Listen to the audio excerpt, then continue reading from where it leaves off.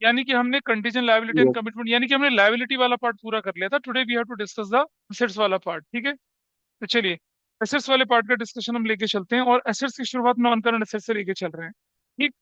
तो देखिए, अगर एसेट्स की बात करके चल रहा हूँ तो हम लोग लेके चल रहे हैं नॉन करंट एसेट्स।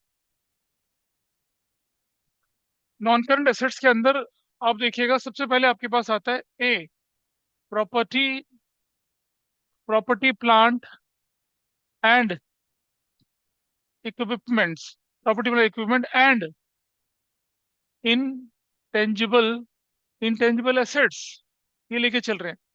और तुम जानते हो कि प्रॉपर्टी प्लांट एंड इक्विपमेंट जो होता है वो टेंजिबल होता है, और इनटेंजिबल एसेट्स अलग कैटेगरी में चलता है। नंबर यहाँ मैं लेके चल रहा हूँ ए, पहले बोला क्या इसको, प्रॉपर्टी प्लांट एंड इक्विपमेंट्स, ये आपके पास आया एक हेडिंग। दूसरा हेडिंग आपके पास आया क्या, intangible, intangible assets. C part आपके पास क्या आया, कैपिटल, मतलब अगर प्रॉपर्टी प्लांट इक्विपमेंट बन रहा था, कैपिटल वर्क इन प्रोग्रेस आया, डन। डी पार्ट आपके पास क्या आया, कैपिटल वर्क इन प्रोग्रेस के बाद intangible, intangible assets under development, under development, ये निकल कर आया ऐसे, ठीक है जी। तो पहले इन सब पर डिस्कशन करेंगे, फिर हम चलेंगे। फिर हमारे पास क्या आती है जानते हैं, नॉन करंट। फिर क्या आता है, मान लो ये अगर मैं एक बोलूँ इसको, तो दो नंबर पे क्या आता है फिर, नॉन करंट इन्वेस्टमेंट्स आता है। उसके बाद बताइए क्या था तीसरा part, deferred tax, deferred tax assets आता है। एसेट्स ये नेट होता है, मतलब कई बार डेफर्ड टैक्स एसेट ज्यादा, लायबिलिटी कम, उनका डिफरेंस, या वैसा वर्सा। अगर ये ज्यादा हो तो ये दिखेगा, लायबिलिटी वाला पार्ट नहीं दिखेगा, और अगर ये कम होगा, लायबिलिटी वाला पार्ट होगा, तो लायबिलिटी वाला पार्ट दिखेगा। उसके बाद नंबर चार पे क्या आता है, लॉन्ग टर्म प्रोविजंस, नहीं sorry, long term loans and advance assets है, हाँ ये तो लोन्स एंड एडवांसेस। उसके बाद अदर नॉन करंट एसेट्स, उसके बाद खत्म।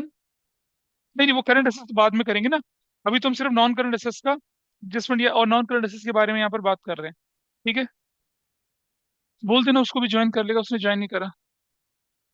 प्रॉपर्टी प्लांट इक्विपमेंट है आपके टेंजिबल एसेट्स, प्रॉपर्टी हो गया, प्लांट हो गया, या इक्विपमेंट हो गया। और उसके बाद इसके अंदर वही लैंड, बिल्डिंग, प्लांट, मशीनरी वगैरह सारी सारी चीजें आती हैं। इसका डिस्कशन हम अलग से लेके नहीं चल रहे हैं। अगला पॉइंट जो निकल कर आया है वो है इंटेंजिबल एसेट्स। इंटेंजिबल एसेट्स किसे कहते हैं भाई, जिन्हें ना छू सके, ना देख सके, ना महसूस करेंगे, they have a monetary value. Intangible assets और फिक्टिशियस एसेट्स में डिफरेंस होता है, जानते हैं।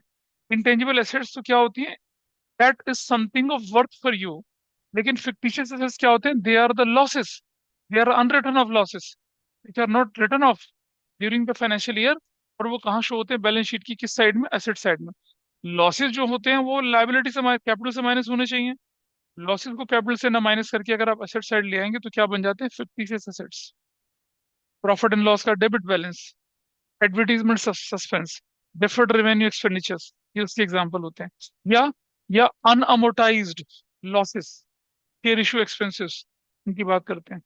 ये हमारे किसके एग्जांपल हैं, कौन से वाले, फिक्टिशियस एसेट्स के, इंटेंजिबल नहीं है। अपनी बुक खोलिए जरा, दिखेगा आपको इंटेंजिबल एसेट्स की कैटेगरी में क्या क्या चीजें दिखा रखी हैं।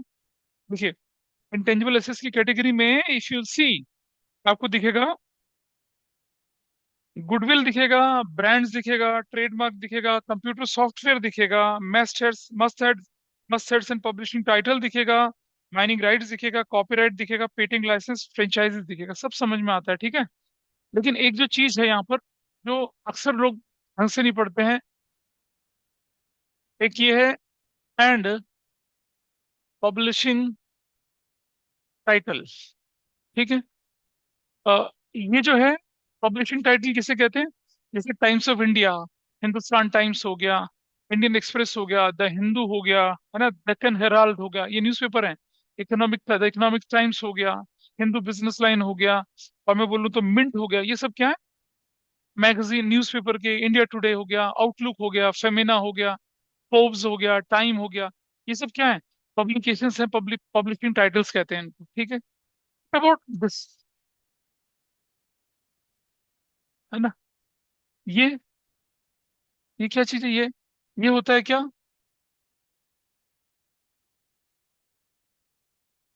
ये होता है ये, क्या होता है ये? हाँ, अरे भाई चलो ठीक है, हमने मान लिया।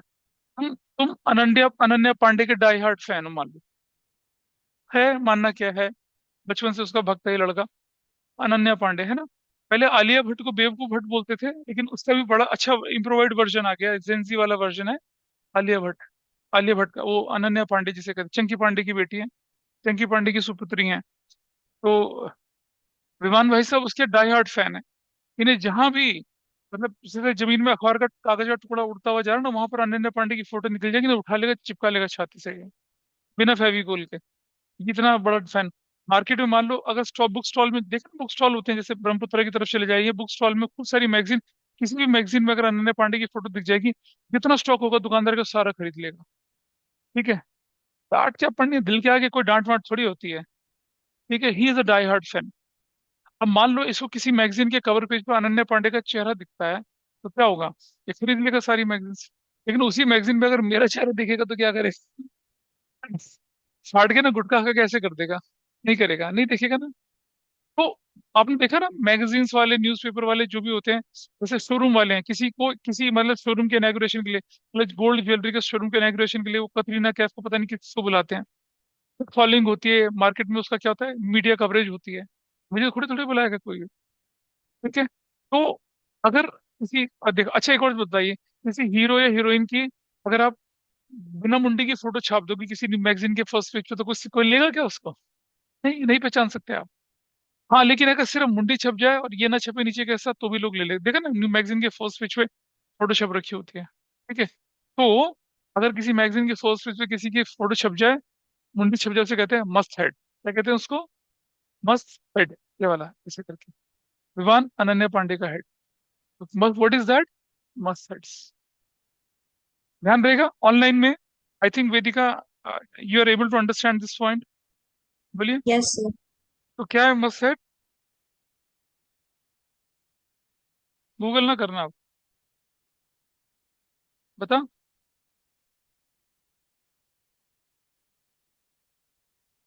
बोलो। नहीं बता रही? एनीबडी कैन टेल मी, दूसरा व्यक्ति को बता सकता है क्या होगा ये? नाविया बताए मुझे, आकांक्षा बताए, अक्षत बताए मुझे, क्या होता है मस्त हेड्स? अभी तो बताया सुकृति, व्हाट इज दिस? किसी मैगजीन में किसी बंदे का मस्त हेड, ऐसा करके। ठीक है, बहुत ही स्टूपिड डेफिनेशन है, please don't go for that. बोलो एज यूजुअली एक्सपेक्टेड। आइए समझते हैं जरा। It is not must heads, it is moist heads. थोड़ा बोलने का एक्सेंट बदल जाता है। आइए मैं बताता हूँ क्या होता है। 21 मई 1991 को prime minister Rajiv Gandhi was assassinated. फिर पेराम्बदूर में एक बॉम्ब एक्सप्लोजन में वो मारे गए थे। ठीक है? तो जब 1991 में राजीव गांधी जी मारे गए, तो न्यूज़पेपर में, अब ऑनलाइन वाले दिख पा रहा है कुछ किसी को? Can you see this? Hello? Yes. Yes क्या सर। दिख रहा है, क्या क्या दिख रहा है आपको, बताइए क्या, what you yes. Can see? Rajiv Gandhi newspaper वाली राजीव फोटोज। गांधी की फोटोज दिखती हैं। हाँ जी, और क्या लिखा हुआ है इसमें? क्या दिख रहा है सर बताइए। असैसिनेशन के ऊपर है, उनकी हाँ, डेथ कैसे हुई थी। और डेथ कैसी हुई थी वो सब पूरी की पूरी न्यूज़पेपर में स्टोरी है ना? तो ये देखिए, आपको दिख रहा होगा यहाँ पे, ये इस तरह की खबर आती है, इस तरह से, ऐसे तुम्हें दिखेगा, और आप लोगों को देखो, राजीव गांधी असैसिनेटेड। अगर आप लोग होते तो I just show you here, ऐसे ऐसे करके दिख रहा है, देखो, यू कैन सी दिस, देखो दिख रहा है, ऐसे न्यूज आती है। ठीक है? अब क्या खास बात है इस न्यूज की, कि राजीव गांधी तो असैसिनेशन हुआ उनका, brutally assassinated, Rajiv killed in explosion, Rajiv Gandhi assassinated, Rajiv killed. ठीक है? अलग अलग, Rajiv Gandhi assassinated in morning at a campaign, मतलब हर न्यूज़पेपर की हेडिंग अलग अलग है। ठीक? There was a movie by John Ibrahim, Madras cafe. Madras cafe का जो प्लॉट था वो यही था। उसमें नाम तो नहीं बताया गया, पर बताया गया था कि कैसे ये एक रॉ ऑफिसर था, या मतलब आईबी का ऑफिसर था ये जॉन इब्राहिम, और ये कोशिश करता है कि प्राइम मिनिस्टर के असैसिनेशन को रोकने के लिए, लेकिन सक्सेसफुल नहीं हो पाता। एंड फाइनली प्राइम मिनिस्टर वो असैसिनेटेड नहीं था, मतलब एक छोटा सा लिंक छूट जाता है इससे, जिसकी वजह से टाइम पे नहीं पहुंच पाता, असैसिनेशन हो जाता है। मद्रास कैफे मूवी थी। उसके बाद जब मूवी में वो मर जाता है प्राइम मिनिस्टर, तब अखबारों की कटिंग दिखती है, ऐसे छपते हुए अखबार छपते हुए दिखते हैं, prime minister died in explosion, Rajiv Gandhi, ऐसे करके। तो मूवी वाले ने क्या करा, वो क्लिप रखी और अलग अलग न्यूज़पेपर की हेडिंग को उस मूवी में दिखाया। अब क्या होता है कि अगर आपको मूवी में वो हेडिंग दिखानी है, तो आपको न्यूज़पेपर से वो हेडिंग परमिशन लेनी पड़ती है कि भाई मैं अपनी मूवी में टाइम्स ऑफ इंडिया का राजीव गांधी की न्यूज, हिंदुस्तान टाइम्स की राजीव गांधी की न्यूज, इंडियन एक्सप्रेस की, डेक्कन हेराल्ड की, हिंदू की न्यूज दिखाऊं। उस काम के लिए वो पैसा लेते हैं। ठीक है। पब्लिशिंग टाइटल तो है न्यूज़पेपर, और न्यूज़पेपर की हेडिंग स्पेसिफिक इवेंट की, जैसे रतन टाटा डाइट। रतन टाटा की अगर कोई डॉक्यूमेंट्री बन रही है और वो बताना चाहता है Ratan Tata was so popular that on the death of Ratan Tata each and every newspaper in India covered his death news on the front page. तो वो मीडिया वाला उन सबकी न्यूज की खबर लेगा। और इसे कहते हैं हम लोग मैस हेड्स। अब क्या होता है, तुम बोलोगे सर ऐसा भी तो हो सकता है कि दो न्यूज़पेपर की हेडिंग सेम हो। नहीं होता ऐसा। एक न्यूज एजेंसी है PTI, press trust of India. ये क्या करती है, अगर आप कोई न्यूज़पेपर का टाइटल लिख रहे हैं, तो जर्नलिस्ट उस टाइटल को लिख के पीटीआई के सर्वर में डालता है, और वहां दिख जाता है उसको कि ऑलरेडी वो टाइटल ले रखा है किसी ने, तो आप नहीं ले सकते। तब आपको अपने शब्द बदलने पड़ेंगे। जैसे आप जीमेल पे कोई नया अकाउंट बनाना चाहते हैं, vivan.gulati@the rate करना चाहते हैं, पता चला ऑलरेडी टेकन, फिर ये लिखेगा vivan.gulati 23 already taken, vivan.gulati 76 already taken, फिर आपको ऑप्शन बदलने पड़ते हैं ना। ऐसे ही दिखता है वहां पर। No two headings will be same. आप देखिए न्यूज़पेपर उठा के, नहीं दिखेगी आप। तो ये जो दिख रहा है आपको मैस हेड जो दिख रहा है, ये वो न्यूज़पेपर की हेडिंग होती है जो फ्यूचर में कोई भी व्यक्ति अगर न्यूज़पेपर से लेता तो उसको उसको पैसा मिलता है। तो ये उनके लिए क्या है, इंटेंजिबल एसेट्स है। जैसे जब मैं कॉर्पोरेट में था तो हमें ना, हमारे एक स्टीयरिंग मैन्युफैक्चरर थे, उन्होंने बोला कि मारुति ने 1991 में, शायद 90 में, अपनी गाड़ियां ना वापस ली थी, करीब करीब 5-6 हजार कारें। उनके अंदर एक डिफेक्ट था, उसको ठीक करके दिया था। तो generally happens in USA, Europe और अमेरिका में होता है, यहाँ पर ही हमारे देश में नहीं होता था। लेकिन वो जर्नलिस्ट ने बोला कि ऐसा हुआ था, तो उस कंपनी ने वो मुझसे न्यूज, मतलब हमारे ग्रुप से न्यूज मंगवाई। मैंने इवेंट टू बहादुर शाह जफर मार्ग, टाइम्स ऑफ इंडिया के ऑफिस गया मैं जाके वहां पर, और उनके ऑफिस में जाके मैंने बोला भाई ये न्यूज थी और साल ये था, मतलब शायद वो 91 भी हो सकता है, 92 भी हो सकता है। वो गए अपने आर्काइव्स में, मुझे भी लेके गए, बहुत मतलब एक बड़ा सा काफी हॉल जैसा था। और उसमें उन्होंने क्या करा कि जितने भी न्यूज़पेपर थे उनकी फिल्म बना के रखी हुई थी। फिर करीब करीब आधे घंटे बाद उसने मुझे एक न्यूज दिखाई, करा सर ये थी, मैंने कहा हाँ यही थी। तो हमने उसकी 10 A3 साइज के पेजेस पे उसको बनवाया। पर पेज का उसने हमसे फोर फोर मतलब पर पेज का 400 रुपीज लिया। 2008 की बात, 2007 की बात कर रहा हूँ मैं ये, 2007 में। 4,000 रुपये लेके हमें 10 पेजेस प्रिंट करके दिए उसने। Intangible assets. ठीक है। मैथ सेट्स एंड क्या बोले हम लोग, publishing title. I hope this is fine with everybody कि मैथ सेट्स क्या होता है। ठीक है, दिस पार्ट इज डन। बाकी इंटेंजिबल एसेट्स में रेसिपीज भी आती हैं। क्या आती हैं, रेसिपीज। रेसिपीज होती है। अब आपको मालूम है, ये जो दो मुगलाई खाना बनाने वाले, करीम और एक तो करीम से बनाता है और एक और बंदा बनाता है, कौन? हाँ, नजीर। करीम और नजीर, ये दोनों लड़ते हैं आपस में कि जो बटर चिकन का जो फॉर्मूला था, वो करीम या नजीर किसने करा था। लेकिन करीम्स जो है, Karims, they were the original founder of that. जब हमारा देश आजाद हुआ था, पार्टीशन का टाइम था, दरियागंज में करीम का एक छोटा सा होटल था। उसने क्या किया कि, अच्छा, गोट जो होता है ना, मटन जो होता है वो महंगा होता है, चिकन सस्ता होता है। तो उस समय पे क्या होता है कि लोगों की खाने की रिक्वायरमेंट प्रोटीन रिच डाइट चाहिए होती थी। तो उसने क्या करा, मटन की जगह क्या करा, चिकन को लेके, और चिकन की एक ऐसी रेसिपी बनाई। पहले चिकन लोग सूखा खाते, मुर्गे को लेके लिया, भुना भाना और खा गए। ग्रेवी वाला नहीं बनाते थे। ही स्टार्टेड विद दैट, खूब सारे मक्खन के साथ, और उसको लगा के उसने एक नई तरह की रेसिपी शुरू करी। पोस्ट इंडिपेंडेंस, जब बहुत सारे हमारे माइग्रेंट्स अनडिवाइडेड इंडिया से, पाकिस्तान से यहाँ पर आए थे तब, और वो बड़ा पॉपुलर हुआ। दरियागंज की जगह थी, बहुत सारे शरणार्थी कैंप वहां लगे हुए थे, वहां लोग खाया करते थे, तब से पॉपुलर हुआ। फिर उसके बाद तो जब कोई डिश पॉपुलर हो जाती है तो फिर धीरे धीरे बढ़ती चली जाती है। और अपने नाम पे तो उसने रजिस्टर करा नहीं, इसलिए everybody used it and everybody prepared it. One of the most popular chicken dish of India, curry dish of India is butter chicken. देखा होगा। तो ये रेसिपी जो होती है, अगर उसने अपने नाम पे रजिस्टर करा ली होती तो उसके लिए क्या बन जाती है, इंटेंजिबल एसेट्स बन जाती। बट ऐसा कुछ हुआ नहीं। Is that okay? चलो आगे चलते हैं थोड़ा सा। अब हमारे पास बारी आई है कौन सी वाली, नॉन करंट इन्वेस्टमेंट की। इसके अंदर हमें क्या क्या दिखेगा जरा देखिए। यहाँ इसने बोला कि investment in property, investment in equity, investment in preference shares, investment in government securities, investment in debenture and bonds, investment in mutual fund and investment in partnership firm. एक चीज की बात कर रहे हैं ये कि ये जो इन्वेस्टमेंट है ये दोनों तरह का हो सकता है क्या। It could be trade, it could be non trade. Can anybody tell me trade और नॉन ट्रेड इन्वेस्टमेंट में क्या डिफरेंस है। ये हमने गुडविल के टाइम पे पढ़ा था। जिनके हाथ खड़े होने आता है, डॉक्टर गुलाटी आप बताइए। नहीं पता। लक्षिता मुझे बताएंगी जरा। Lakshita, trade non trade investment किसे कहते हैं, बता सकते हो। ओम नमाय और सफा चट्टा है। क्या बात इधर से। हाँ हाँ बोलो बोलो। हाँ,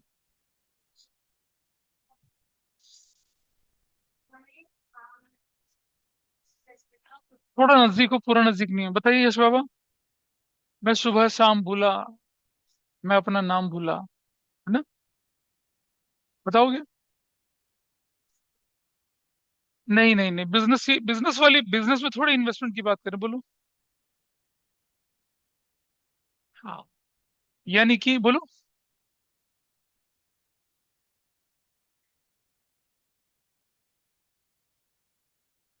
बोलो। अरे भैया, any strategic investment in some other business activity, ठीक है, in order to safeguard your business interest. आप स्टील मैन्युफैक्चरर हो, आप कोयले की खान वालों में इन्वेस्ट कर लेते हो, आप इलेक्ट्रिक पावर सप्लाई में किसान, आप पावर सप्लाई वाली कंपनी में अपने शेयर ले लेते हो, स्ट्रेटेजिक शेयर 10%, 5% शेयर ले लेते हो। उससे क्या होगा कि वो आपके अगेंस्ट कभी नहीं जा सकेंगे। स्ट्रेटेजिक इन्वेस्टमेंट कहते हैं उसको। ठीक है जी।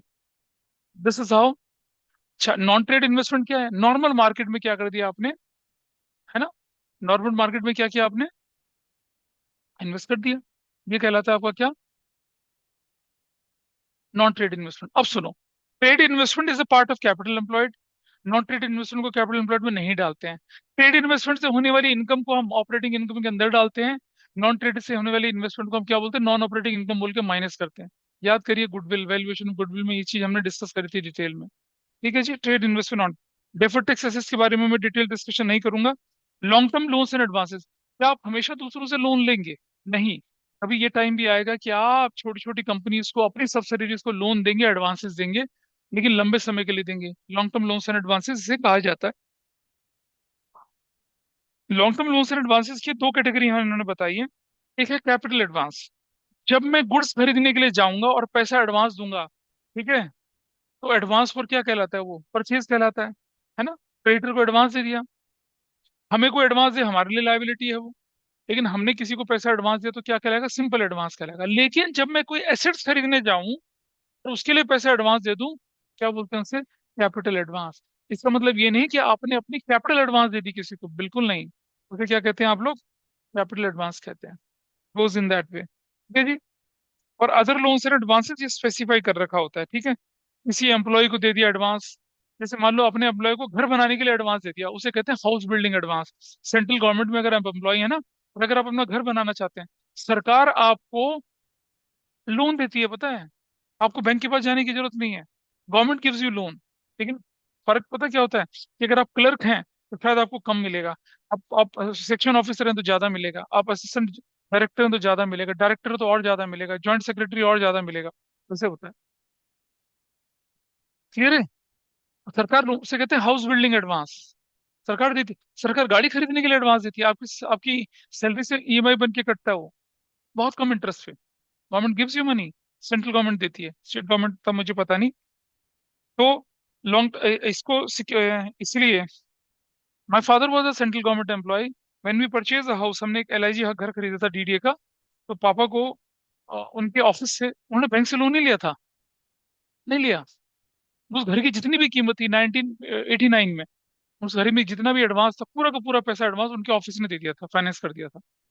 सेंट्रल गवर्नमेंट के एम्प्लॉय बैंक से नहीं लेते, but he was an officer, तो उनको वो लोन, उनके जितना प्रॉपर्टी ले उसके बराबर बराबर का लोन मिल गया था। जो बचा कुचा पैसा था उन्होंने अपने रिलेटिव से उधार ले लिया था और घर खरीद लिया। ऐसा होता है।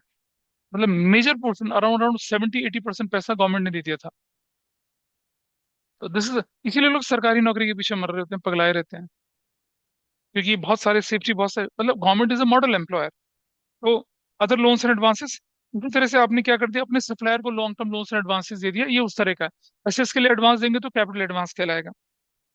अब हमारे पास ये हो गया कौन सा वाला, long term loans and advances. फिर ये अदर नॉन करंट एसेट्स, इसके अंदर क्या क्या चीजें आएंगी जरा देखिए, इसके अंदर चीजें निकल कर आ रही हैं, वो क्या है।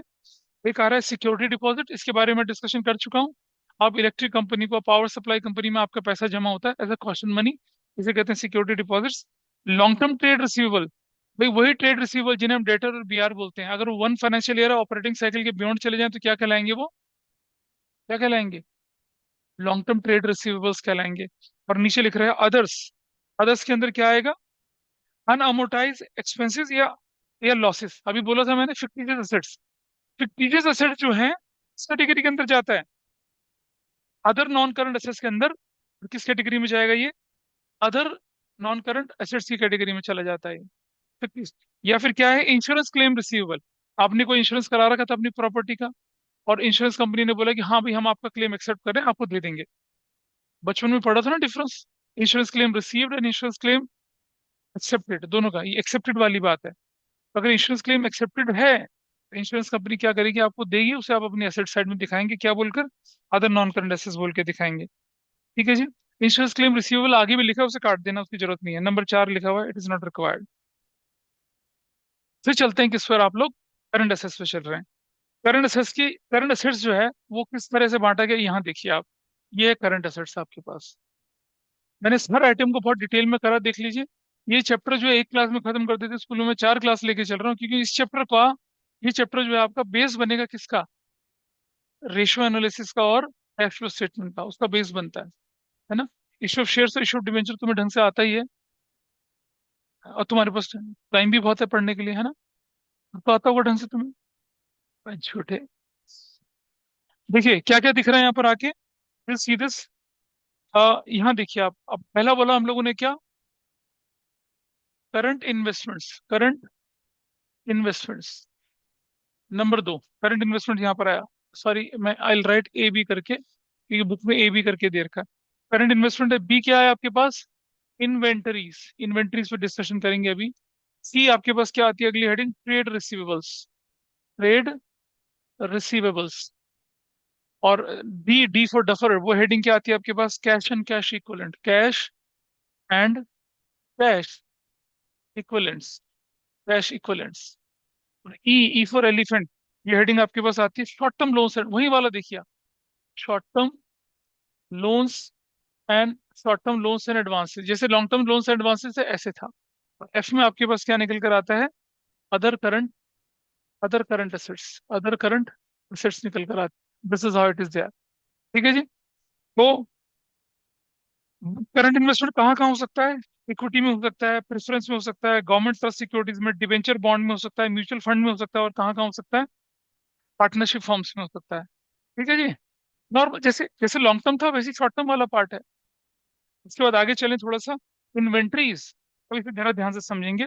इन्वेंट्रीज जो होती है वो बेसिकली क्या होते हैं, स्टॉक्स होते हैं हमारे, स्टॉक्स मतलब वो सामान जो हमारा बिका नहीं। इन्वेंट्री की 3 कैटेगरीज होती हैं, एक होती है इन्वेंट्री ऑफ रॉ मटेरियल, आप गारमेंट मैन्युफैक्चरर हैं, आपने कपड़ा ले रखा है, धागा ले रखा है, बटन ले रखा है, बुकरम ले रखा है, ठीक है, और क्या करना है आपको, पैंट और शर्ट बनवानी है। पैंट और शर्ट का जो कपड़ा है वो क्या, अच्छा जिस कपड़े की आप कमीज बनाते हो उसकी पैंट भी बनवा सकते हो क्या। जनरली पैंट का कपड़ा क्या होता है, थोड़ा थिक होता है, हैवी होता है। आपने देखा जो टी शर्ट आपने पहन रखी है और जो पैंट आपने पहन की, उसकी मोटाई में कितना फर्क है, आप हाथ लगा के देखिए, आपको फर्क पता चलेगा। अगर पैंट और शर्ट का कपड़ा सेम होता है तो उसे सफारी सूट कहते हैं, देखा होगा आप लोगों ने। प्राइम मिनिस्टर के जो गार्ड होते हैं बिल्कुल काले सफारी सूट में, ब्लैक कैट कमांडो देखे आप लोगों ने, मोटे मोटे डोले वाले स्मार्ट से चलते हुए जवान लोग जो होते हैं, और बहुत ही लेटेस्ट वेपन्स लेके चल रहे होते हैं, देखा ना उनको ऊपर से नीचे एक ही तरह का कपड़ा, उसे सफारी सूट बोलते हैं। जनरली बाउंसर लोग ऐसे कपड़े पहनते हैं, ऐसा करके। तो ये जो स्टॉक है, ये रॉ मटेरियल का हो सकता है, ये फिनिश गुड्स का हो सकता है, और ये WIP यानी वर्क इन प्रोग्रेस भी हो सकता है। अंडरस्टूड, ठीक है जी। अब एक स्टॉक और भी होता है, वो क्या होता है, जैसे रेमंड का शोरूम है, रेमंड से मैंने शर्ट खरीदी, पैंट खरीदी, ठीक है जी, बढ़िया चल रहा है।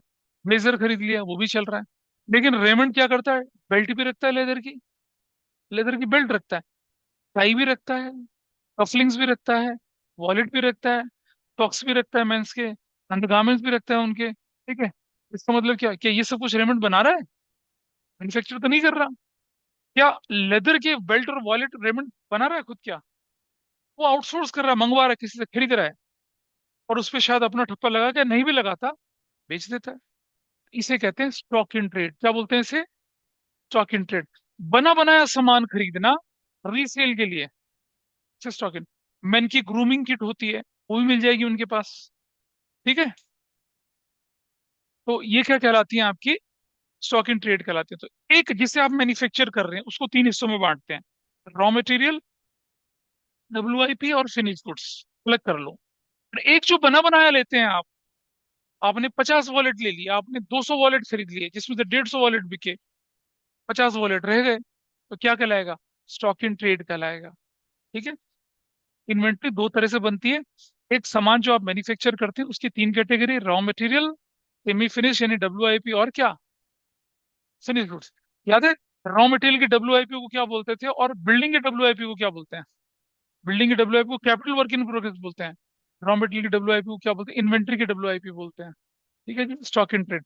ये स्टॉक इन ट्रेड अभी जब हम जब हम स्टेटमेंट ऑफ प्रॉफिट लॉस पढ़ेंगे वहां पर ये बार बार इस्तेमाल होगा टर्म। थोड़ा और आगे चलते हैं, देखिए। Inventories okay with you? Inventory के अंदर यही चीज दे रखी है, ठीक है। अच्छा, इन्वेंट्री के अंदर एक चीज और आती है, इसके अंदर एक तीसरी चीज भी इसके अंदर आती है, तो कहते हैं हम लोग stores and spheres. Stores and spheres. कोई बताएगा स्टोर्स एंड स्पेयर्स क्या होता होगा? ऑनलाइन में anybody anybody can give me an idea what is stores and spheres? कोई बता सकता है? इसको बोलेंगे स्टोर्स एंड स्पेयर्स। जरा समझिए। स्पेयर्स तो होता है कि आपकी फैक्ट्री में लगी मशीनें, उनके स्पेयर पार्ट्स। आपने कार खरीदी होगी, कार की डिग्गी में या कार के पीछे आपने देखा होगा कि जैसे थार एक गाड़ी, उसके पीछे एक बड़ा सा टायर लगा रहता है, उसे कहते हैं स्पेयर स्टेपनी, है ना। या आप अगर बाकी गाड़ियां देखते हो डिग्गी के अंदर देखा होगा ना, नीचे की तरफ से टायर कवर के अंदर, केज के अंदर लगा रहता है, उसे स्पेयर स्टेपनी कहते हैं। तो ऐसे ही आपकी फैक्ट्री में लगने वाले स्पेयर पार्ट्स जो होते हैं उन्हें स्पेयर्स बोला जाता है। स्टोर्स किसे बोला जाता है? स्टोर्स होते हैं, स्टोर्स होते हैं कंज्यूमेबल आइटम को, lubricants, grease, soft soap, cotton, जिन्हें आप फैक्ट्री में इस्तेमाल करते हैं। जैसे गाड़ी जब सर्विस के लिए जाती है तो क्या करते हैं वो लोग? पॉलिश होती है ना, पॉलिश, वैक्स पॉलिश गाड़ी पे लगाते हैं। फिर पॉलिश लगाने के बाद क्या करते हैं? थोड़ी देर ऐसे ही रखते हैं। फिर क्या करते हैं? सूखे कॉटन के कपड़े से क्या करते हैं? उसे साफ करते हैं। तो जो सूखा कॉटन का कपड़ा ये गाड़ी को चमकाने के काम आता है, वो क्या कहलाता है? स्टोर्स कहलाता है। स्टोर का मतलब वो जगह नहीं जहाँ सामान रखा जाए, नहीं। स्टोर का मतलब कंज्यूमेबल आइटम्स, जो आप क्या कर रहे हैं, डे टू डे यूज में इस्तेमाल करने वाले होते हैं। जैसे मैं होटल इंडस्ट्री की बात करूं, तो होटल इंडस्ट्री वाले क्या करते हैं? रूम की सर्विस करने के लिए क्या होता है उनके पास? लिक्विड होते हैं, जो कि क्या करते हैं, फ्रेग्रेंस के साथ होते हैं। फर्श को क्लीन करने वाले क्लीनर्स होते हैं, टॉयलेट को क्लीन करने वाले होते हैं, सोप होते हैं, जो आप क्या करते हैं, गेस्ट के जाने के बाद नए सोप को रखा जाता है वहां पर, टॉवल्स होते हैं। ये सब क्या कंज्यूमेबल आइटम होते हैं। इनको क्या बोलते हैं आप लोग? स्टोर्स बोलते हैं। तो स्टोर्स एंड स्पेयर्स की भी क्या होती है? इन्वेंट्री स्टॉक होता है। भाई आप 5 स्टार होटल चला रहे हैं, आपने तो आपने कितना, 10,000 टॉवल्स ला के रखे हुए हैं, और जो सॉफ्ट सोप रखे हुए हैं, मतलब लुब्रिकेंट तो नहीं बोलूंगा, हैंड हैंड वॉश नहीं होते, लिक्विड हैंड वॉश होते हैं, वो रखे हुए हैं। इनको क्या बोलते हैं आप लोग? स्टोर्स बोलते हैं, ठीक है। बढ़िया नींद आ रही है? Let's go। हम तो बिना थके, बिना नाचे, वहां तो बच्चे नाच नाच के आए 2 घंटा, इसलिए थक गए, तुम्हें क्यों आई थकान? ओके, दैट्स फाइन, ठीक है। तो ये आपकी इन्वेंट्री के अंदर चले आते हैं। अब हमारे पास आई क्या? यहाँ पर आई ट्रेड रिसीवर्स। मैंने बोला ट्रेड रिसीवल क्या होते हैं? डेटर और बिल्स रिसीवल होते हैं। और कौन से वाले?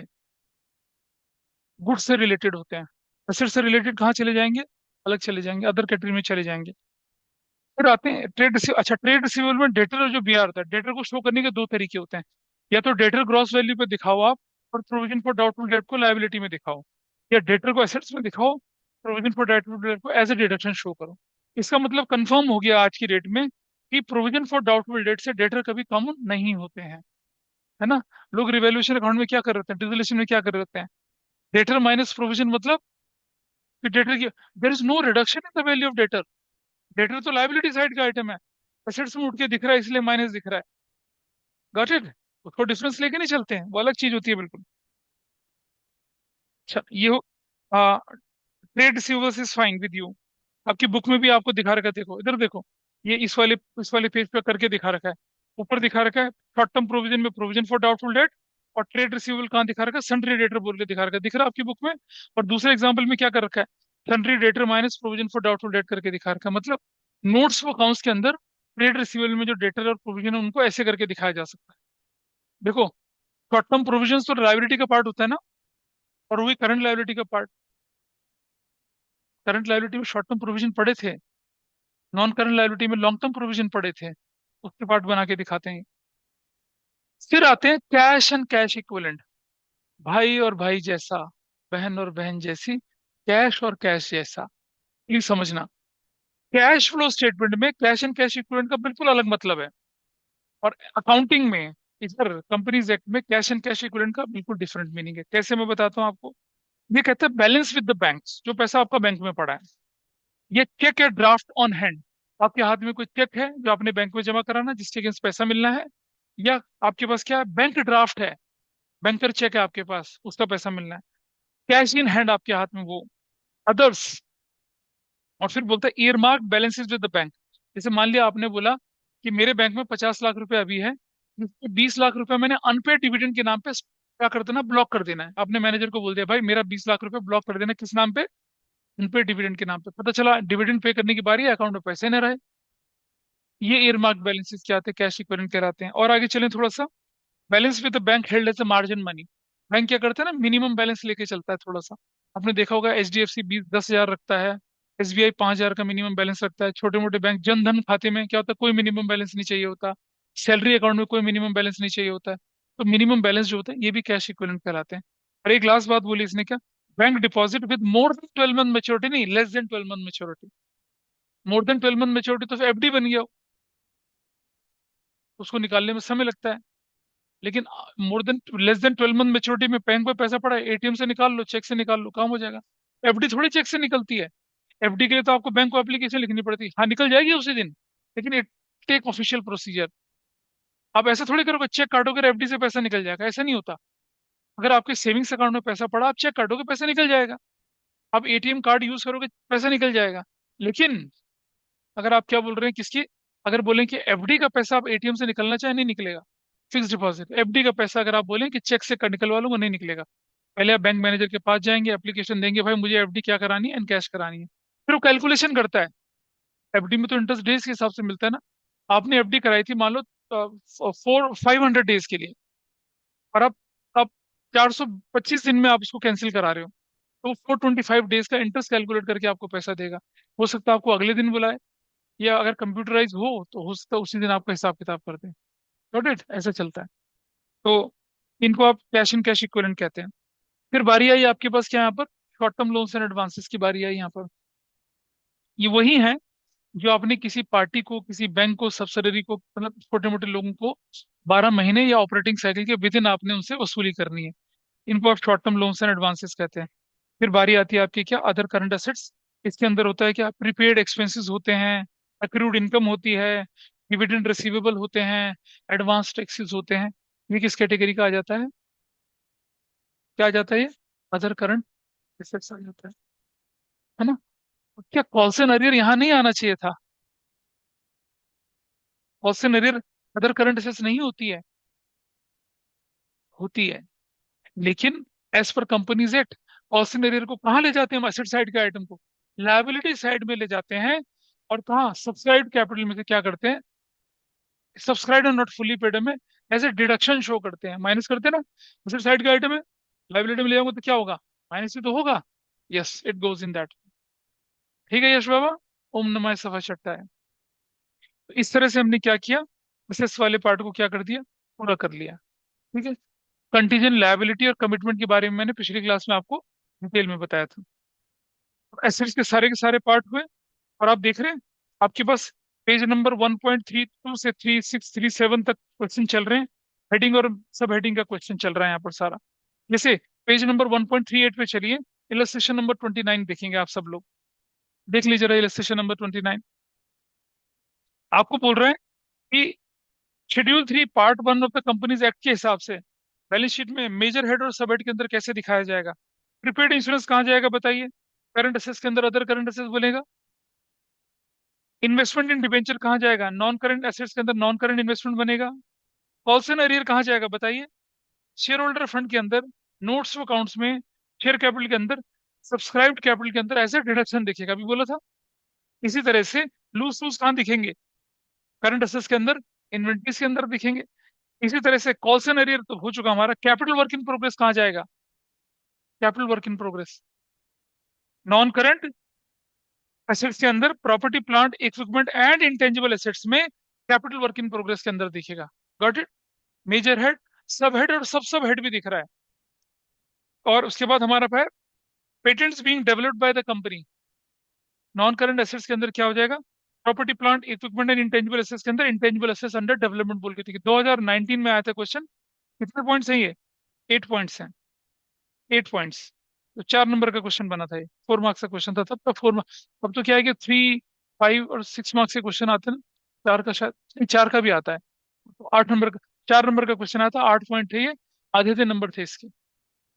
ऐसा करके दिखा। आया वो 2019 का क्वेश्चन, कोरोना के ईयर में आया था क्वेश्चन। ठीक है, ऐसे ही क्वेश्चन आपको दिखेंगे। चलिए, अब आ जाते हैं आप पेज नंबर 1.39 में, और यहाँ पढ़ते हैं हम statement of profit and loss, है ना। बुक खोल लीजिए 1.39 पेज पे, statement of profit and loss. बहुत ध्यान से पढ़ना है। कुछ इंपॉर्टेंट रेशोज को जब हम पढ़ेंगे उसके अंदर इसका अच्छा खासा इस्तेमाल होता है। हो गया ना आपके स्कूल में रेशोज खत्म और कैश फ्लो भी खत्म? कितना दिन लगा रेशो खत्म होने में? कितना दिन लगा? 2 क्लास में? कितनी क्लासेस हैं? 1 हफ्ता? 1 वीक में? बढ़िया, दैट्स गुड। बहुत तेज हैं आपके स्कूल वाले, they are really very fast. चलिए मैं दिखाता हूँ आपको एक चीज। Can you see this? Online में दिख रहा है आपको लोगों, आप लोगों को ये दिख रहा है बताइए? Can you see this online? Yes, sir. Yes, sir. This is for, अबे sorry sorry, this is format of balance sheet by mistake. It is format of balance sheet नहीं देखना है हम लोगों को, हमको देखना है statement of profit and loss, not format of balance sheet. Just hold करना, I show you again. Please see this now, just look at this. 1 minute में दिखा रहा हूँ आपको।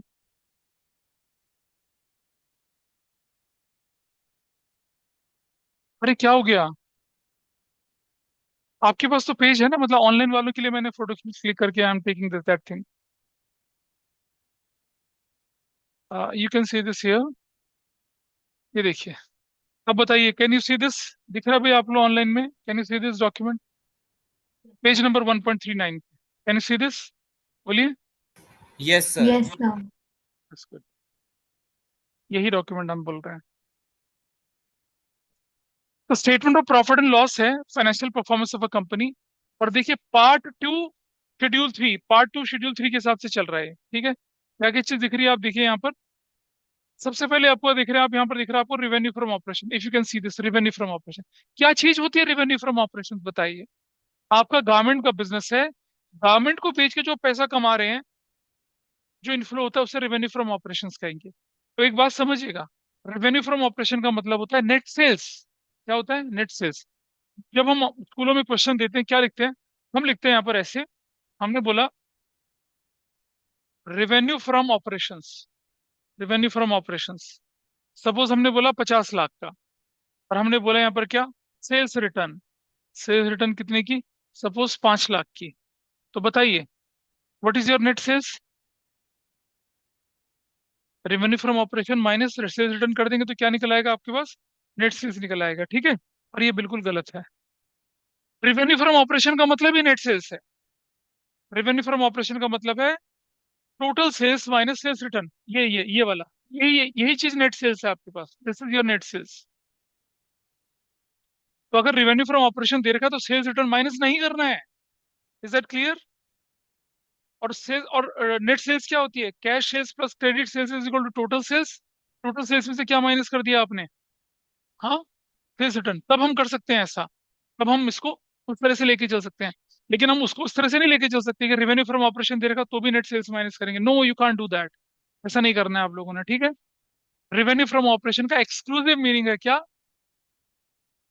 Net sales. सेल्स रिटर्न का कोई लेना देना नहीं। हाँ, अगर ग्रॉस रेवेन्यू फ्रॉम ऑपरेशन लिखा हुआ है तो क्या लिखा है? ग्रॉस रेवेन्यू फ्रॉम ऑपरेशन, तब आप क्या करेंगे? सेल्स रिटर्न माइनस करके उसे रेवेन्यू फ्रॉम ऑपरेशन बनाएंगे। ठीक है जी, इसका ध्यान रखेंगे। और अदर इनकम, सेल्स के अलावा जो भी है सब अदर इनकम है। इंटरेस्ट रिसीव्ड, डिविडेंड रिसीव्ड, ठीक है। सिर्फ कमीशन रिसीव्ड है, ट्रेडिंग कमीशन जुड़ता है उसके अंदर, लेकिन कमीशन रिसीव्ड अगर आ गया तो, और उसके बाद आपने रेंटल रिसीव इनकम आ गई, इंटरेस्ट की इनकम आ गई, डिविडेंड की इनकम आ गई, ये सब आपके क्या कहलाते हैं? नॉन ऑपरेटिंग कहलाते हैं। Profit on sale of building, profit on sale of machinery, ये सब क्या है? Non operating. लेकिन profit on sale of goods operating. याद है गुडविल चैप्टर में थोड़ा थोड़ा पढ़ा था, और थोड़ा थोड़ा याद होगा। गुडविल तो एक चैप्टर है जो लोगों को अक्सर याद रहता है ना? लेकिन उसमें भी कैपिटल एम्प्लॉयड क्या हो जाती है? गायब हो जाती है। सो इसकी हम बात कर रहे हैं यहाँ पर, ठीक है। तो और रिवेन्यू फ्रॉम ऑपरेशन और अदर इनकम को जोड़ देंगे तो क्या बन जाएगा? ये टोटल रिवेन्यू। आप देखिए आपके नोट्स पे दिखेगा, मतलब बुक में दिखेगा आपको। You can see this. एक और चीज का ध्यान रखेंगे please. Revenue from operation also includes sale of scrap. What is scrap? जैसे बहुत वियर्ड एग्जांपल नहीं ले रहा मैं, चल ठीक है बेटा, फोन छोड़ दो ना नीचे। आपने क्या किया कि आपकी एक फैक्ट्री है जिसमें स्लीपर्स बनती हैं। स्लीपर्स किसे कहते हैं? चप्पलें बनती हैं, जूते चप्पलें बनाते हैं आप। तो जो चप्पलें बनती है ना, उसकी मोटी रबड़ होती है। आपने देखा होगा स्लीपर की स्टाइल में काटा जाता है उसको। आपके खांचे बने हुए हैं, बड़ी शीट को रखते हैं, वो स्लीपर स्टाइल में लेफ्ट एंड राइट हैंड वाला काट के निकाल देता है। आपने स्लीपर्स उठाया, उसके अंदर फिर उसके डालने के लिए वो चप्पल लगाने के लिए हुक टाइप के होते हैं वो लगाए, और चप्पलें थे उस पर स्टिकर वगैरह लगाए, चप्पलें बन गई। लेकिन उसके साथ जो बाकी बचा हुआ उसका क्या करोगे? वो आपके लिए स्क्रैप है। आपने टीन के कनस्तर बनाए, टीन को काटा, मोल्ड किया, कनस्तर बन गया, बचा हुआ टीन आपके लिए क्या है? स्क्रैप है। आपने, आपके टेलर शॉप है, टेलर शॉप के पास कपड़ा आया, आपने पैंट बनाए, शर्ट बनाए, सूट बनाया, लहंगा बनाया, कपड़े की कतरने बच गई, उनको क्या कर दिया? बेच दिया। नाई के दुकान में बाल कटते हैं, वो बालों को क्या करते हैं? कूड़े में थोड़ी फेंकते हैं, वो इकट्ठा करते हैं बालों को और फिर बेच देते हैं। वो बिके हुए बाल क्या होते हैं? यहाँ नांगलोई के पास है, आपको मालूम है? बालाजी, तिरुपति बालाजी जो यहाँ पर, वहां हम लोग अपने बाल उतरवा के आते हैं ना सारे, अपनी मन्नत पूरी करके। वहां तिरुपति बालाजी में जो बालों की ना ऑक्शन होती है, वो बालों की ऑक्शन होके क्या करते हैं? दिल्ली के, मध्य प्रदेश के व्यापारी खरीद लेते हैं उनको, उन बालों को साफ करते, ट्रिम करते, उनकी विग बनाते हैं। बड़ा बड़ा इंटरेस्टिंग एक इंसिडेंट आया था। दिल्ली में नांगलोई एक जगह, ईस्ट वेस्ट दिल्ली में। नांगलोई एक ना रूरल एरिया है, मतलब दिल्ली का रूरल एरिया। नांगलोई, नांगलोई जाट बोला जाता है उसको, ठीक है। मतलब हरियाणा की सीमा से लगता हुआ, झज्जर की सीमा से लगता हुआ। वहां एक एक स्क्रैप डीलर ने दूसरे स्क्रैप डीलर का किडनैप करवा दिया। जानते हैं क्यों? तो दोनों स्क्रैप डीलर क्या करते थे? बालाजी तिरुपति से क्या करते थे? बाल खरीद के नकली विग बनाते थे। तो एक बार क्या हुआ कि दो डीलर थे, दोनों ने बिड करी। बालाजी तिरुपति में जो पहला वाला डीलर था उसको बिड मिल गई, और वो ट्रक भर के बाल लेके यहाँ पर ले आया अपनी फैक्ट्री में, प्रोसेसिंग कर रहा है। तो दूसरे वाले को बिड नहीं मिली। अब दोनों को विग बना के बेचने होते हैं। अब ये बेचारा क्या, नाइयों की दुकान में जाकर भाई बाल दे दो, और नाई की दुकान में छोटे छोटे बाल मिलेंगे। तिरुपति बालाजी में तो मेन और फीमेल्स दोनों अपने बाल कटवाते हैं। लड़कियों के बाल लंबे लंबे होते हैं, लड़कों के बाल छोटे छोटे होते हैं। और ज्यादा विग कौन पहनते हैं? आपने देखा होगा ना, चाइनीज लोग देखे होंगे, कई सारे शॉर्ट्स में दिखते हैं, विग लगा के क्या के क्या बन जाते हैं। तो जो लंबे बालों वाली विग होती है, हाँ लंबे बालों वाली विग होती है, वो वहां पर चल रही थी। तो उसने उसे किडनैप करा दिया, करा तू नहीं रहेगा तेरा विग कैसे बनेगा। इसी काम के लिए हो गया। तो सेल ऑफ स्क्रैप जो होती है वो सेल्स के अंदर ही जोड़ी जाएगी, वो रेवेन्यू फ्रॉम ऑपरेशन का पार्ट बनेगा। ठीक है। आप कोई सामान बनाते हैं, उसमें आपका स्क्रैप बचता है, तो स्क्रैप बिकेगा ना मार्केट में, चाहे वो कबाड़े के भाव बिके, कुछ पैसा उससे भी तो आएगा। उसे भी रेवेन्यू फ्रॉम ऑपरेशन बोलेंगे, अदर इनकम नहीं बोलेंगे उसको। इट इज कोर एक्टिविटी वाली इनकम है। अब तुम बोलोगे जैसे टेलर जी, टेलर का जो कपड़ा बच जाता है, पता क्या कहते हैं उसे? तो रन बोलते हैं उसको। खाने के बाद जो बच जाता है उसे क्या बोलते हैं? जूठन बोलते हैं उसको। सुना है? जूठा, जूठन बोलते हैं। जूठन मतलब बचा हुआ खाना। और कतरन किसे बोलते हैं? कहते हैं तेरे कान कतर लेंगे। दर्जी कपड़ा कतरता है, काटता है, ऐसा बोला जाता है उसको। काटना तो मतलब होता है सीधा काट दिया, कतरने का मतलब होता है ऐसे ऐसे ऐसे ऐसे, कतरना इसे कहते हैं, धीरे धीरे काटना। देखा, दर्जी कैंची से काट रहा होता है।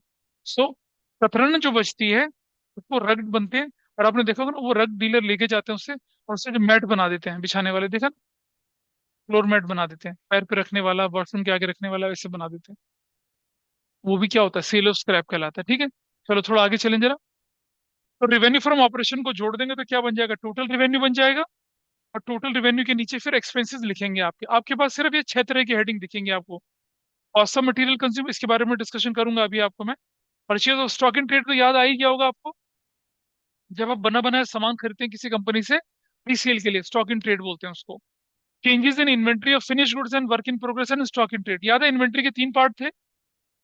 फिनिश गुड्स था, WIP था, और क्या था, रॉ मटेरियल था। देख रहे हैं, इन्वेंट्री ऑफ फिनिश गुड्स है, वर्क इन प्रोग्रेस है, और स्टॉक इन ट्रेड है। Stock in trade, stock in trade कौन सा वाला, ऊपर वाला ही। भाई एक बात बताइए मुझे, अगर रॉ मटेरियल है आपका तो वो मटेरियल कंज्यूम की कैटेगरी में चला जाता है ऊपर। इसने रॉ मटेरियल यहाँ नहीं रखा, एक्सपेंस में क्या करा इसने, रॉ मटेरियल को कॉस्ट ऑफ मटेरियल कंज्यूम अलग कर दिया, स्टॉक इन ट्रेड खरीद लिया। और फिर आपके पास बचता क्या है, आपके पास बचता है चेंज इन इन्वेंट्री, यानी कि आपके पास फिनिश गुड्स बचेंगी, या आपके पास सेमी फिनिश गुड्स बचेंगी, या आपके पास बचेगा स्टॉक इन ट्रेड जो आप बना बनाया खरीदे थे। रेमेंट्स के पास क्या बचेगा, या तो कपड़ा बचेगा, या आधी बनी हुई पैंट और कमीज बचेगी, या जो उसने वॉलेट, बेल्ट, सॉक्स, मेंस के जो एसेसरीज थी वो खरीदी थी वो बचेंगी। इसे लिखा है इसने। फिर आता है एम्प्लॉय बेनिफिट एक्सपेंस, ये 2 तरह का होता है, डायरेक्ट या इनडायरेक्ट। डायरेक्ट या इनडायरेक्ट, ठीक है।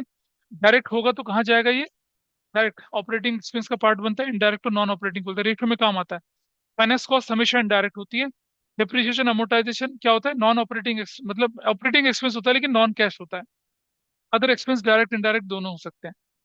अब मैं आपके साथ जो डिस्कशन करूंगा, कॉस्ट ऑफ मटेरियल कंज्यूम और कॉस्ट ऑफ गुड्स सोल्ड कैसे निकलती है उस पर डिस्कशन करूंगा। अब आप देखेंगे, टोटल रेवेन्यू में से टोटल एक्सपेंस अगर हमने माइनस कर दिया तो क्या निकलेगा, प्रॉफिट बिफोर टैक्स। उसमें से टैक्स माइनस कर दिया तो क्या निकलेगा, प्रॉफिट और लॉस आफ्टर टैक्स निकलता है। ठीक है, इज इट क्लियर। अब मैं लेके चल रहा हूँ आपके सामने कि भाई कॉस्ट ऑफ मटेरियल कंज्यूम क्या होती है, जरा ध्यान से देखेंगे। And why why we are calculating it separately, cost of material consume. Cost of material, cost of goods sold में क्या डिफरेंस होता है वो देखते हैं जरा। I know it is becoming quite boring, लेकिन हमें, जब हमें रेशो चैप्टर पढ़ना है और कैश फ्लो पढ़ना है उसके लिए इतनी डेप्थ स्टडी जरूरी है। और इस चैप्टर में से कूट कूट के क्वेश्चंस कहाँ आते हैं, CUT में आते हैं, आराम से, आसान आते हैं। लेकिन उस पॉइंट ऑफ टाइम पे क्लिक होने की जरूरत पड़ती है। चलो ठीक है भाई, मैं बोलूं कि जैसे अब अक्षय जैन के रोके की खुशी में विवान गुलाटी ने क्या करा, हलवाई बैठा दिया, है ना। हलवाई बैठे, वो जलेबियां तल रहा है, गुलाब जामुन बना रहा है। ठीक है, क्योंकि अक्षत के जो इन लॉज हैं उन्हें, वो हरियाणवी जाट हैं, उन्हें मीठा बड़ा पसंद है, उन्हें जलेबियां पसंद है, उन्हें रबड़ी के साथ, दूध के साथ जलेबी पसंद है। और उनको क्या, गुलाब जामुन रसगुल्ले वगैरह पसंद है। ठीक है, अब मान लिया जाए कि गुलाब जामुन का ओपनिंग स्टॉक जो था, सपोज 5 लाख गुलाब जामुन बनाए गए, 5 लाख। ठीक है, विवान गुलाटी ने 5 लाख गुलाब जामुन बनाए। और जब वो रोका ओका खत्म हुआ तो कितने गुलाब जामुन बचे, 3 लाख गुलाब जामुन नहीं, 3 लाख गुलाब जामुन नहीं बचे, सिर्फ 3,000 गुलाब जामुन बचे। अब बताइए कितने गुलाब जामुन अक्षत के इन लॉज खा गए, बता अक्षत कितने खा गए। 4,97,000 सर। 4,97,4,97,000 गुलाब जामुन कंज्यूम हो गए। चटोरे इन लॉज हैं इसके, है ना? भर भर के खा गए, कुछ तो जेब में रख के भी ले गए, चाशनी निकल रही है पजामे से, ऐसे करके लेके चले गए। ठीक है जी, 497। Let's convert it into a business example. आपके पास मटेरियल साल के शुरू में था 5 लाख का, साल के आखिर में मटेरियल बचा 3,00,000 का, इतना मटेरियल कंज्यूम हुआ। हाँ जी, 4,97,000 का कंज्यूम हुआ ना। चलो दूसरा एग्जांपल, आपके पास opening stock of material 5 lakh का था, plus purchase purchase of material आपके पास मान लो 2 लाख का हुआ। और साल के आखिर में आपके पास कितना बच रहा है अब, 1 लाख रुपए का मटेरियल बच रहा है। अब मुझे बताइए मटेरियल कंज्यूम कितना, 5 लाख का ओपनिंग स्टॉक मटेरियल था आपके पास, 2 लाख रुपए का मटेरियल आपने और खरीदा, अब मटेरियल 7 लाख का हो गया। साल के आखिर में 7 लाख का मटेरियल बचा, कंज्यूम कितना हुआ, कैसे निकाला, opening stock of material plus purchase of material minus closing stock of material. और क्या निकाल लिया, ऐसे कैसे लिखेंगे हम लोग, हम लिखते हैं cost of material consume. Cost of material कैसे निकलती है ये? Opening stock of material plus purchase of material minus closing stock of material, है ना? इसे बोलते हैं हम लोग क्या? कॉस्ट ऑफ मटेरियल को कंज्यूम करने का फॉर्मूला। आप बोलेंगे सर ये तो कॉस्ट ऑफ गुड्स सोल्ड जैसा लग रहा है? वो तो कुछ ऐसा होता नहीं। कॉस्ट ऑफ गुड्स सोल्ड इससे थोड़ा अलग होता है। कैसे दिखाता हूँ। कॉस्ट ऑफ गुड्स सोल्ड जो होता है वो ऐसे होता है। ओपनिंग स्टॉक प्लस परचेजेस, इसको मैं नेट परचेजेस भी बोल सकता हूँ, net purchases plus direct expenses और माइनस क्लोजिंग स्टॉक, ये होता है कॉस्ट ऑफ गुड्स सोल्ड। जब आप ओपनिंग स्टॉक ऑफ गुड्स में परचेज गुड्स डाल दें और उन पर लगने वाले खर्चे को भी मिला लें, फिर क्लोजिंग स्टॉक से माइनस करेंगे, तब आपके पास बनता है क्या? कॉस्ट ऑफ गुड्स सोल्ड बनता है बेटा, cost of goods sold. Otherwise opening stock plus net purchase और माइनस क्या लेके चलते हैं? क्या लेके चलते हैं? क्लोजिंग स्टॉक लेके चलते हैं। अपनी बुक खोलिए जरा फटाफट से। पेज नंबर 1.41 आइए पहले आप। अब मैं एक एक कंपोनेंट का डिटेल डिस्कशन आपके साथ कर रहा हूँ। Page number 1.41। अगर ये टॉपिक नहीं खत्म होता ना, तो अगली क्लास में ये चैप्टर और अगला चैप्टर दोनों खत्म हो जाएंगे। और तीसरा चैप्टर भी ऑलमोस्ट एक क्लास में खत्म होने वाला होता है, कॉमन साइज कंपैरेटिव। जो थोड़ा टाइम लगता है वो रेशियो एनालिसिस और किसमें लगता है आपका? कैश फ्लो में लगता है, ठीक है? और मेरे ख्याल से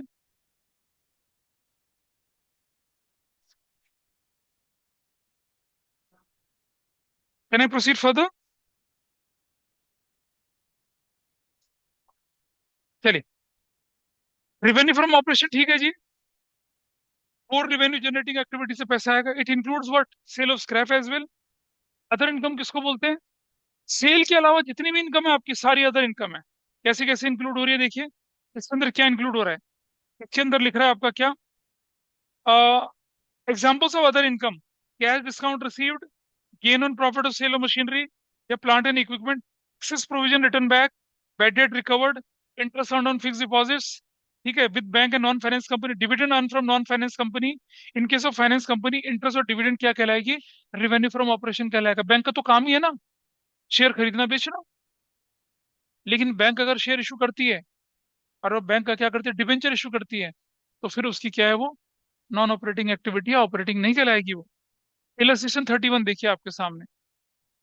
आप बोल रहे हैं कि कौन सा नॉन फाइनेंशियल कंपनी के अंदर दिखाया जाएगा रेवेन्यू के अंदर? एक सेल दिखाया जाएगा, एक सेल ऑफ स्क्रैप दिखाया जाएगा, और क्या दिखाया जाएगा बताइए? बस अदर इनकम में क्या आ जाएगी? Cash discount, interest earn and dividend. अच्छा, फाइनेंशियल कंपनी के लिए क्या होगा बताइए? Interest earn, dividend, profit and sale of assets और रिफंड ऑफ इनकम टैक्स। तो जरा देखिए, फाइनेंशियल कंपनी के लिए interest earn and dividend is what? Operating revenue from operations. बाकी दूसरा profit and sale of assets और रिफंड ऑफ इनकम टैक्स क्या है? अदर इनकम है। ठीक है, पेज नंबर हम चलेंगे 1.42 पे। नहीं पता चल रहा कौन से वाले पार्ट पे हो? किताब दिखाओ कौन सी है पहले तो, दिखाओ कौन सी है।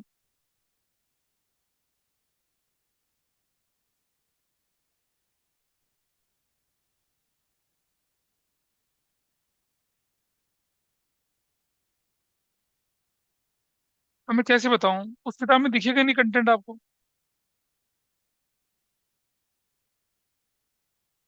ये तुम्हारे पास थर्ड बुक एक्स्ट्रा थी ना एक? सेकंड बुक एक्स्ट्रा थी?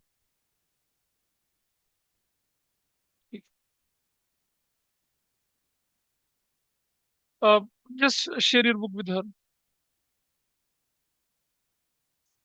तुम थोड़ा बीच में रख लो। हाँ, उसके साथ देखिए क्या दिख रहा है। Illustration 33, page number 1.42। ये कहता है calculate revenue from operations for a non financial company. Sale और सेल्स रिटर्न माइनस कर देंगे तो क्या आ जाएगा? नेट सेल्स आ जाएगा। सेल ऑफ स्क्रैप जोड़ देंगे तो क्या आ जाएगा? Revenue from operations. Interest on fix deposits, interest earn आ जाएगा तो क्या कहलाएगा ये? Other income. सोलह मामला। इलस्ट्रेशन 34, मिसलेनियस इनकम और फाइनेंशियल कंपनी बोल रहा है ये। तो miscellaneous income, interest on loans, dividend, gain on building. Interest on loan और डिविडेंड क्या कहलाएगा? Operating revenue. और नीचे वाला क्या बन जाएगा? Other income. इजी है ना? अब आया कॉस्ट ऑफ मटेरियल कंज्यूम। देखो फॉर्मूला क्या था आपके सामने ऊपर, can you see the cost of material का फॉर्मूला ऊपर? Opening stock of material plus purchase of material minus closing stock. सीधा आंसर। ये कहता है कॉस्ट ऑफ मटेरियल क्या होती है, ये एक्सपेंस का पार्ट होता है। मटेरियल का मतलब होता है रॉ मटेरियल, जिससे आप प्रोडक्शन करने वाले हैं। इसके अंदर स्टॉक इन ट्रेड इंक्लूड नहीं होता है, इसके अंदर स्टॉक इन ट्रेड इंक्लूड नहीं होता है। लेकिन यहाँ रॉ मटेरियल और स्टॉक इन ट्रेड सब कुछ इंक्लूड होता है कॉस्ट ऑफ गुड्स सोल्ड में। अब हम कॉस्ट ऑफ गुड्स सोल्ड नहीं पढ़ रहे, पहले क्या पढ़ रहे हैं, कॉस्ट ऑफ मटेरियल कंज्यूम पढ़ रहे हैं। देखिए क्या लिखा हुआ है, ये क्या कहते हैं, cost of material consume is cost of raw material and other material consume for manufacturing the goods. Opening inventory of material, purchase of material minus closing stock of material, क्या निकालेगा, कॉस्ट ऑफ मटेरियल कंज्यूम निकालेगा, जैसे अभी बताया था। Example 35, opening inventory 25 की है, material purchase 20 lakh की है, मतलब 250 और 20 लाख 22,50,000 माइनस क्लोजिंग कर देंगे तो क्या निकल आएगा, cost of material consume. Illustration 36, opening inventory material और फिनिश गुड्स दोनों दे रखा है, लेकिन हम फिनिश गुड्स को इग्नोर करेंगे, परचेज इंक्लूड करेंगे, क्लोजिंग इन्वेंट्री फिनिश गुड्स को इंक्लूड नहीं करेंगे, और क्या निकल आएगा आपका, कॉस्ट ऑफ मटेरियल कंज्यूम निकल आएगा। इलस्ट्रेशन 36 इजी था। Illustration 37, compute cost of material consumed. Opening inventory material, WIP भूल जाइए, मटेरियल परचेज को इंक्लूड करेंगे, क्लोजिंग इन्वेंटरी मटेरियल को इंक्लूड करेंगे, क्लोजिंग इन्वेंटरी ऑफ डब्ल्यूआईपी को नहीं इंक्लूड करेंगे, हटा दीजिए। क्यों नहीं कर रहे हैं पता है इंक्लूड, क्योंकि WIP stock in trade change के अंदर जाता है, change in inventory of raw material, WIP finish goods, वो वहां जाता है। हम यहाँ कॉस्ट ऑफ मटेरियल कंज्यूम की कर रहे हैं। वर्किंग प्रोग्रेस था, फिनिश गुड्स था, और क्या था, डब्ल्यूआईपी था। डब्ल्यूआईपी था, फिनिश गुड्स था और स्टॉक इन ट्रेड था। मैंने कहा था ना मटेरियल को अलग कर रहे हैं, इसीलिए अलग कर रहे हैं आप। अगला पार्ट देखिए, ओपनिंग इन्वेंट्री 1.5 लाख रुपए की है मटेरियल की, मटेरियल परचेज कितने का, 15 लाख रुपए का, और क्लोजिंग इन्वेंट्री कितने की है मटेरियल की, 2.5 लाख की है। 14 लाख इज योर आंसर, बाकी को इंक्लूड नहीं कर रहे हैं आप।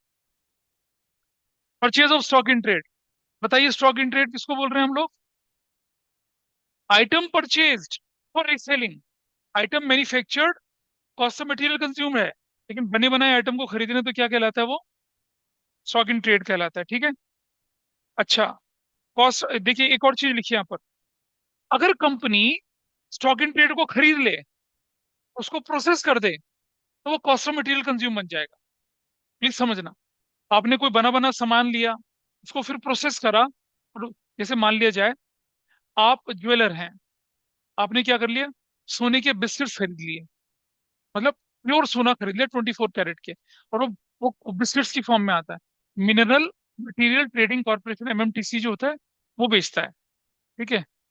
और उसके अलावा वर्ल्ड की जो लीडिंग गोल्ड प्रोड्यूसर्स होते हैं, वो जो सोना होता है ना, उसको कॉइन्स में नहीं बेचता, सोने के बिस्किट्स होते हैं वो, सोने की बार होती हैं, छोटी बार, बड़ी बार, किलो की, 1.5 किलो की, ऐसी बार मिलते हैं। देखा होगा ना आपने, एक एक फिल्म थी हॉलीवुड की जिसमें वो शिकार, मतलब वो खजाना ढूंढने जाते हैं, एक हॉलीवुड का काफी मशहूर हीरो है, उसकी वो फ्रेंचाइजी नंबर 1, नंबर 2, नंबर 3 करके सीरीज है उसकी, बस उसको खजाना ढूंढने जाते हैं, और जब खजाना मिलता है उनको पता है क्या मिलता है, सोने के बड़े बड़े बार मिलते हैं उनको खजाने में। तो होता है ऐसा, ज्वेलर क्या करता है, सोने की बार खरीदता है, उसको अपने हिसाब से थोड़ा टुकड़ा तोड़ता है, उससे गहने बनाता है, फिर थोड़ा टूटता है, उसको गहने बनाता है, ठीक है। तो गोल्ड प्रोड्यूस करने वाली कंपनी के लिए तो वो क्या है, गुड्स है।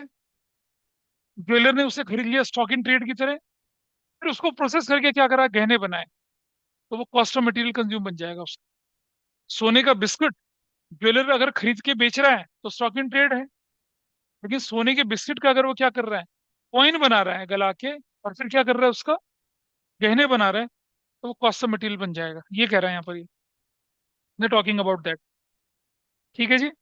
सो if a company purchase paper for resale, purchase of stock in trade कहलाएगा।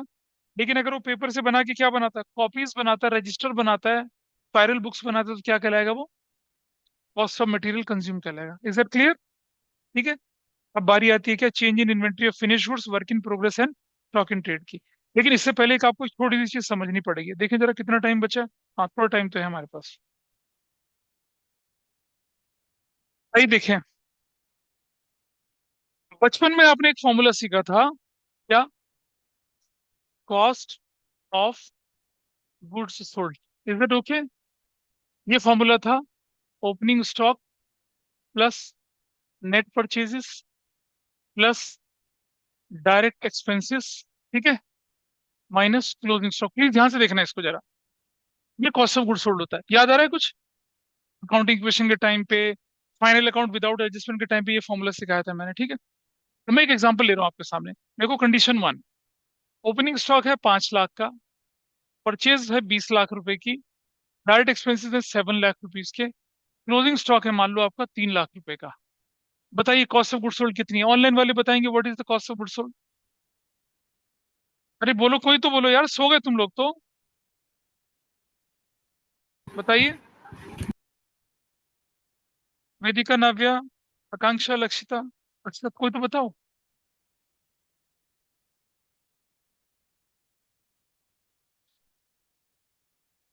जब हम पूजा पाठ करते हैं, लाल टीका ऐसे लगाते हैं माथे पे, उसके ऊपर जो चावल लगाए जाते हैं उन्हें अक्षत बोला जाता है। उनका फीमेल वर्जन अक्षिता हो जाती है। तो ना अक्षत बोल रहा ना अक्षिता बोल रही है। This is bad. तो बोलो। सर अच्छा, 29 लाख हो गया ना? 29 लाख हो गया। Is that okay? अब इधर देखिए, अब मैं लिख रहा हूं यहाँ पर, अब मैं इसको क्या लिख रहा हूँ कि net purchases plus, net purchase plus excess of opening stock over closing stock. आओ जरा देखें क्या होता है। What is net purchase? देखो बेटा ध्यान से देखना, बड़ी इंपॉर्टेंट चीज सिखा रहा हूँ। 20 लाख प्लस नेट परचेजेस, ऐसे net purchases plus direct expenses और प्लस, क्या ये फॉर्मूला हमारा ट्रू है या नहीं? आइए देखते हैं। नेट परचेज कितने की है? What is net purchase? 20 lakh की। What is direct expense? 7 lakh का।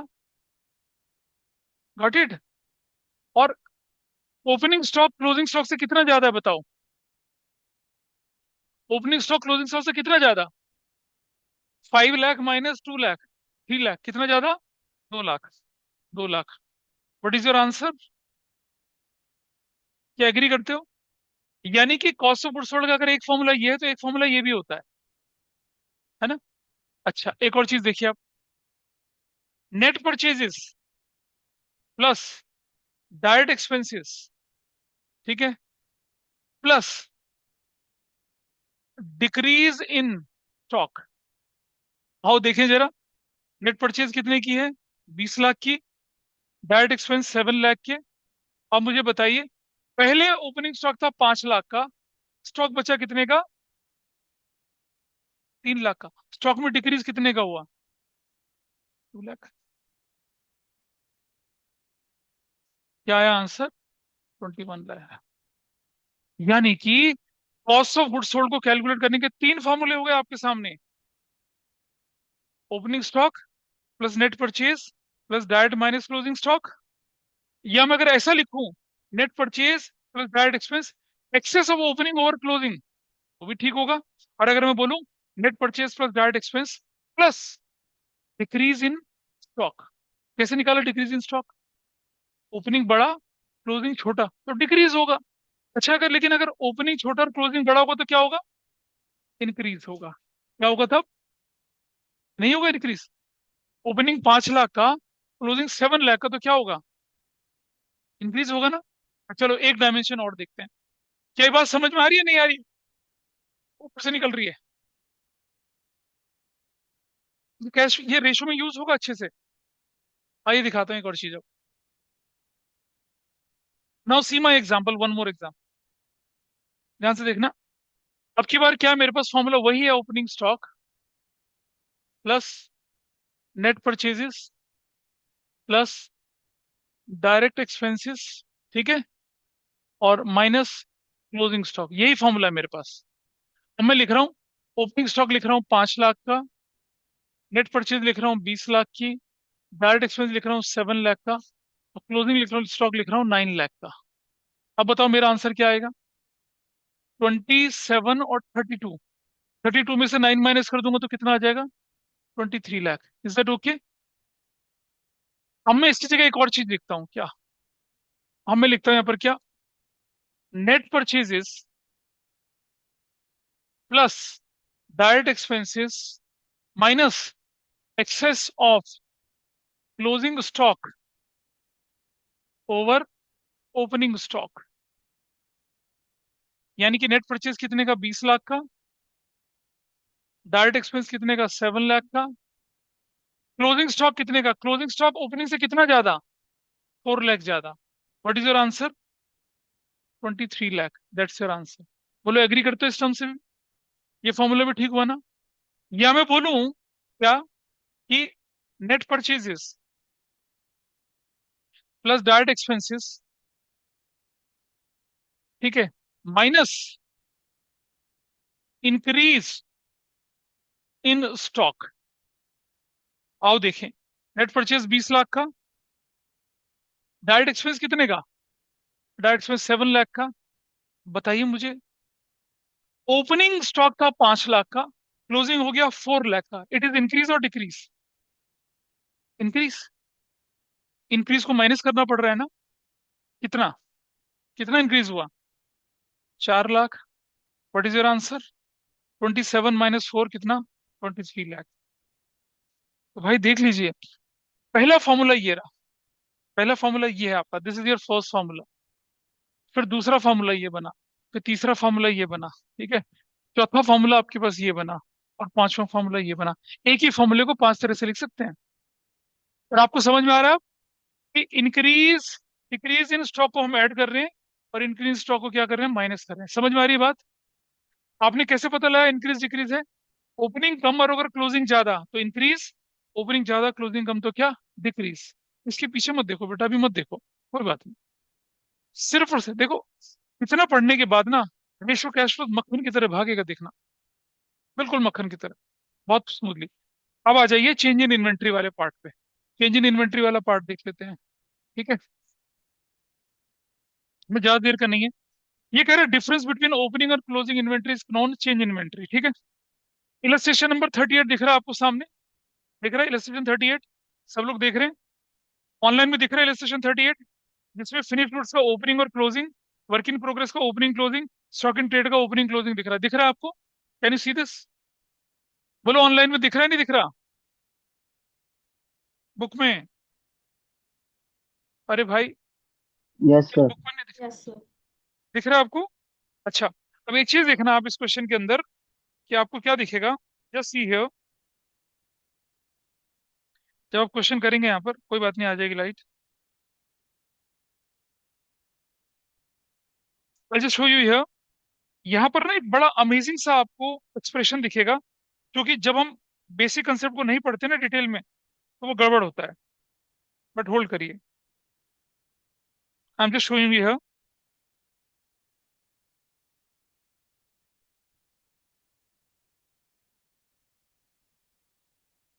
अभी दिखा रहा हूँ आपको मैं एक चीज, जरा इसको पढ़िए एक बार, इसको पढ़ के देखिए एक बार।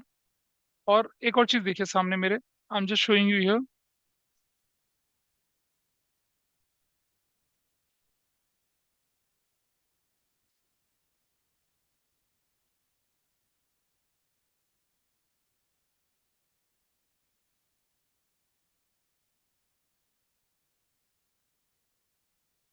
अब आप अपनी स्क्रीन देखिएगा और बताइए मुझे, क्या ये विजिबल है आपको? बोलिए, is it visible? Yes, sir. Yes, sir. हाँ जी, देखिए आपके सामने क्वेश्चन है कि pair notes to accounts in change in inventory of bakers limited year ended 31 March 2023। Finish goods के दे, देखिए फिनिश गुड्स कितने का, 250, ओपनिंग 250 और क्लोजिंग कितने का, 2 लाख। वर्क इन प्रोग्रेस 450 और दे रहा है 5 लाख। स्टॉक इन डेट 750 और 7 लाख। यही तो दिख रहा है आपके सामने। सॉल्यूशन देखिए आप जरा ध्यान से। फिनिश गुड्स, ओपनिंग थी 250, क्लोजिंग कितने की है, 2 लाख की। जरा समझना, ओपनिंग इन्वेंट्री थी 250, क्लोजिंग इन्वेंट्री हो रही है 2 लाख। डिक्रीज हो रही है ना, डिक्रीज। डिक्रीज है तो माइनस करना चाहिए ना, लेकिन वहां क्या दिख रहा है, आगे देखो क्या दिख रहा है, प्लस। कैन यू सी? अरे बड़े में से छोटा घटाएंगे तो माइनस ही होगा ना। 50,000 कम हुआ ना, कम का मतलब माइनस होना चाहिए, लेकिन दिख क्या रहा है यहाँ पर, +50। अगला देखिए, ओपनिंग इन्वेंट्री 450 की, क्लोजिंग इन्वेंट्री कितनी की, 5 लाख की। इन्वेंट्री बढ़ गई, और वहां क्या दिखा रहे हैं, ब्रैकेट में मतलब माइनस करके दिखा रहे हैं। अगला देखिए, ओपनिंग इन्वेंट्री 750 की, क्लोजिंग इन्वेंट्री 7 लेके घट रही है, क्या करके दिखा रहे हैं, प्लस करके दिखा रहे हैं। ठीक है, क्यों कर रहे हैं ऐसा, जानते हैं क्यों कर रहे हैं ऐसे, पीछे देखिए क्या करा हमने पीछे, क्या करा पीछे, डिक्रीज इन इन्वेंट्री को क्या किया, प्लस किया, इंक्रीज इन इन्वेंट्री को क्या किया, माइनस किया। What is the reason, cost of good sold का फॉर्मूला। हम जब स्टेटमेंट ऑफ प्रॉफिट लॉस बनाते हैं तो क्या करते हैं, बताया था बचपन में, सेल्स को किससे कंपेयर कर रहे होते हैं, कॉस्ट से। तो आप देखेंगे क्या हो रहा है, डिक्रीज इन इन्वेंट स्टॉक को क्या करके दिखाया आपने, प्लस। डिक्रीज का मतलब क्या था, आ जाएगी लाइट अभी। डिक्रीज का मतलब क्या था, ओपनिंग ज्यादा और क्लोजिंग कम। देखो ओपनिंग इन्वेंट्री कितने की थी, ओपनिंग 5 लाख थी, क्लोजिंग कितने 3 लाख थी, डिक्रीज था ना ये, लेकिन क्या हुआ, प्लस हुआ, क्योंकि कॉस्ट ऑफ गुड्स सोल्ड के फॉर्मूले को रिफ्लेक्ट कर रहे हैं बैलेंस शीट उसके स्टेटमेंट ऑफ प्रॉफिट लॉस में। यहाँ देखिए इस तरफ क्या लिखा है, see here, excess of closing over opening.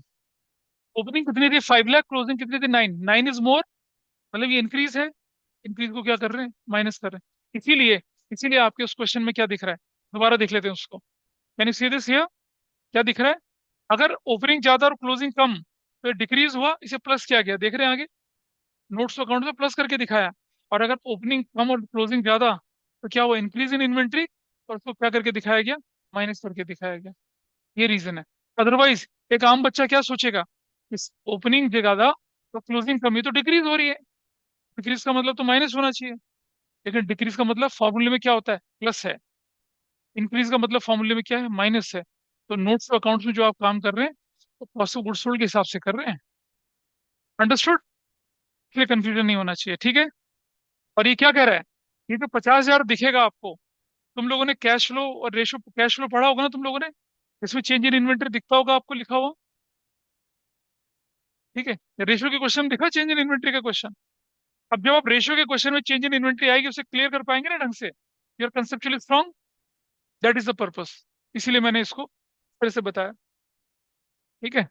और ये चीज बहुत सारे टीचर्स भी नहीं उसको ध्यान रखे चलते हैं, इसलिए गड़बड़ होती है, ठीक है। हाँ, चलिए, इसको हम यही वाइंड अप कर रहे हैं अभी, नेक्स्ट क्लास में will wind up with the, हाँ, इधर ओके, अभी वाइंड अप कर रहा हूँ मैं इसको, फिर अगली क्लास में लेके चलेंगे, ये चैप्टर और उससे अगला चैप्टर दोनों वाइंड अप करेंगे एक साथ। तब तक के लिए बाय बाय।